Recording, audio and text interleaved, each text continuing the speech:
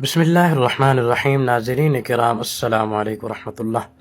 امید ہے آپ سب خیر وافیت سے ہوں گے۔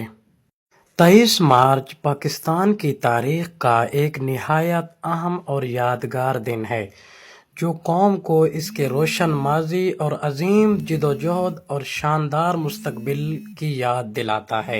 یہ وہ تاریخی موقع ہے جب برِ صغیر کے مسلمانوں نے سن 1940 میں لاہور کے تاریخی مقام پر اپنے لیے ایک علیحدہ وطن، ایک خطہ کے قیام کا واضح اور دو ٹوک مطالبہ پیش کیا، جو بعد ازاں قرارداد پاکستان کے نام سے تاریخ کا حصہ بن گیا۔ اس دن مسلمانوں کی سیاسی سوچ کو نئی سمت دی اور ایک ایسی جدوجہد کا آغاز کیا کہ جس نے صرف 7 برسوں میں پاکستان کو دنیا کے نقشے پر ایک آزاد ریاست کے طور پر ابھارا۔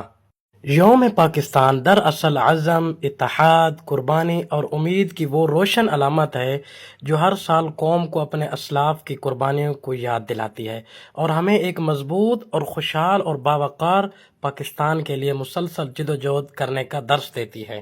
اس ملک پاکستان کو حاصل کرنے کے لیے علماء کرام، بزرگان ملت، مائیں بہنوں نے، جو کہ کلمہ کے نام پر ایک چھوٹا سا خطہ ہمیں اللہ نے، یہ ایک جنت اللہ نے دی ہے، یہ ایک بہت بڑا اللہ کے انعامات میں سے، اللہ کے نعمتوں میں سے ایک بہت بڑی عظیم نعمت ہے۔